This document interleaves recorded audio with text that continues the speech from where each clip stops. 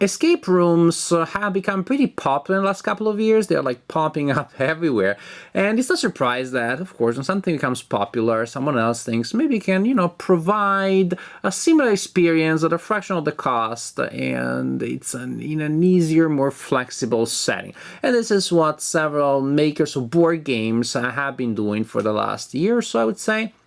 We've had several board games that embody the philosophy of the escape room. Doesn't mean that the manufacturer comes and locks you into your house. It means that the game contains a sequence of puzzles, riddles that you have to solve one after the other to metaphorically, quote-unquote, unlock further challenges and until you unlock the final one, and so on and so forth. And I played a couple of these games, so expect more reviews of escape room board games in the near future. The one that I will tell you about in this video review is The Abandoned Cabin in the Exit the Game series published by Cosmos. There are several of these games that are already out, and this one, well, you and your friends have been locked in an abandoned cabin by a maniac that is challenging you to find a way out. Now, like so many games of this kind, they can pretty much be played to satisfaction only once, because once you know the riddles, there really isn't any reason to play the game again. The game will not have any way of interest you and intrigue you after the first time that you play. Nevertheless, there are these games made by the publishers that at least you could still repackage and then gift to somebody else, or you can still play with a group of friends, and then again you put everything back where it was, another group of friends comes over and introduce them. It won't be all that fun for you, but you can still see your friends struggling against the system. This one is smartly done from the point of view of the publisher, because it uses the legacy system in which you have to destroy stuff as you go. I will not give you the details, but the components get used as the game progresses, so in that sense, your copy cannot be played more than once. This being said, there are ways of going around that, and I cannot give you the details. Maybe if I see you in person, I'll tell you privately. I don't want to give any spoilers, but there are ways of going around it. I was able to preserve my copy of The Abandoned Cabin. The idea would be when there is a certain thing and you need to do something with it, instead of doing it on that thing, you make a copy and you do it on the copy. It works perfectly. It's a little more laborious, but then your game can still be played by another group. So the legacy idea is here, or you can just play viscerally, destroying the game as you go. Either way, The Abandoned Cabin. You have been locked with your friends in a cabin. Again, and I will not give any spoilers. I'll show you components and things that pretty much you will have access to when you start the game. You have the instructions that pretty much tell you open the book, do what it says, follow the clues, and use this tool here. So there will be a book that gives you some initial information, describes the situation, has some information here, and I will not tell you what the significance is. Again, this is stuff that you have access as the game starts. There's this weird thing here, I don't know what it is just yet, and then there is a picture of the cabin, as you can see, with several locks that need to be open, and to open the locks you need to find codes of 3 digits each. And each lock is marked, as you can see, with a symbol. There's also other stuff here in the back, but I'm not showing it to you for reasons that if you play the game you'll understand. So each lock corresponds to a puzzle, and each puzzle is marked by a symbol. Also, as the game starts, you're told to get Riddle Card W. There's a deck of cards that will present the riddles. I'm going to show you the first riddle. If that bothers you too much, close your eyes, just turn off the volume for the next 30 seconds or so, and then come back here. The first riddle is this one, and it says, want to crack the code? Feel free to fold. Don't you see the blue line? Don't you see it? I don't know. Can't tell you what that means.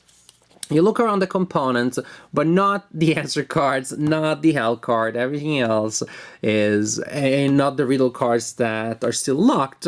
The riddle cards that have been given to you and other components that may be available you look at those and you try to figure out what that means.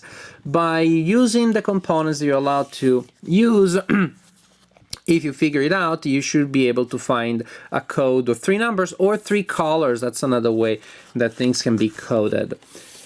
When you think you have the solution, suppose I think I have the solution to this one that looks like the L piece in Tetris, I take this tool here and I input the corresponding code. For example, I'm sure that is 088 or red, white, and purple.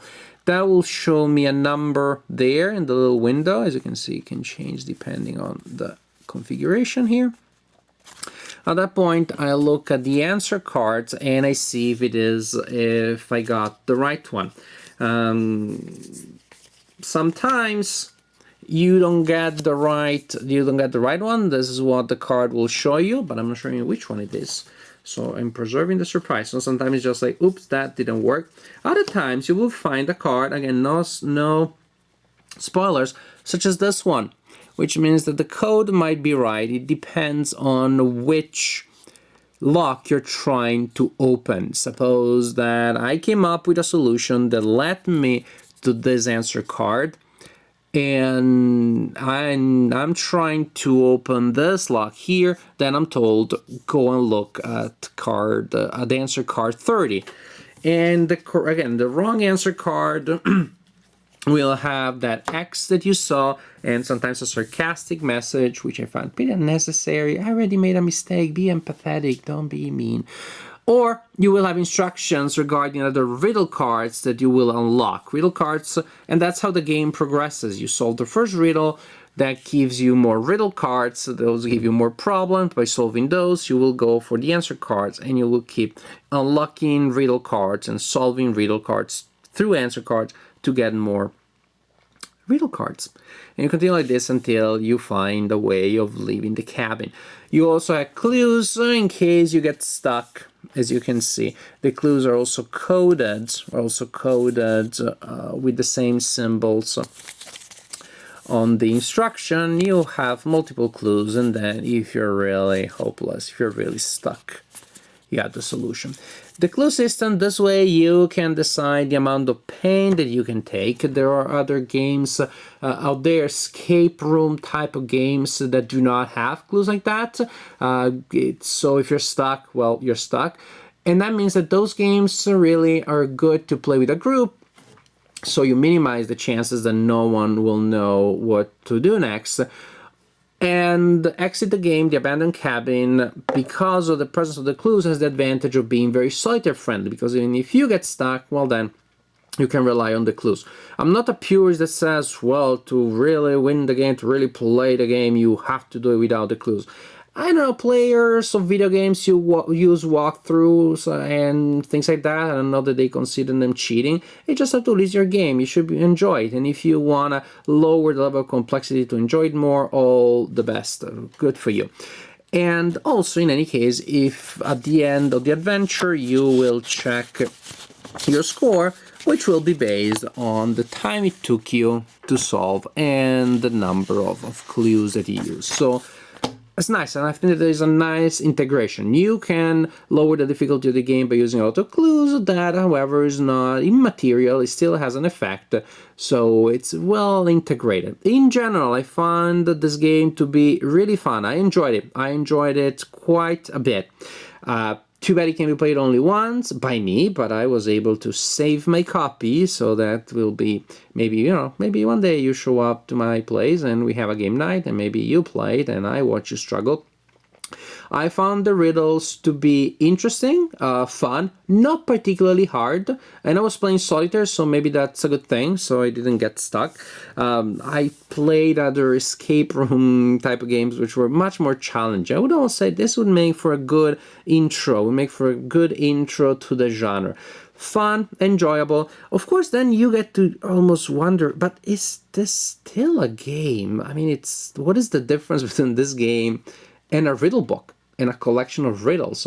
I guess the game is in the spirit of the activity, not necessarily in the activity itself. If I'm doing riddles, but I have victory conditions, but I'm timing myself, and then it becomes a game. So it is a game that is different from most of the games for settlers, or games like that, because really it is a competition to solve riddles, but a competition against the game system. It is a fully cooperative game as all the players work together. So you still have this, again, a way of solving riddles that gets exciting. It's not very thematic. I don't think you'll get the sense of dread and horror being trapped in the cabin. There are other games like the ones in the Escape the Room series by Think Fun that have much more of a thematic component. This remains fairly abstract. This remains a sequence of riddles that you're trying to figure out. But those riddles are still fun, they're still entertaining. So I would say nothing special, nothing mind-blowing, but definitely enjoyable. I mean, I had a good time playing it, and I enjoy puzzles and riddles, so definitely this is a game that I enjoy. Exit the game, The Abandoned Cabin, not particularly hard, but precisely because of this, possibly a good introduction to the genre. Give it a try if you think this kind of game may be for you, because it's a good implementation of the general idea. Definitely a good implementation.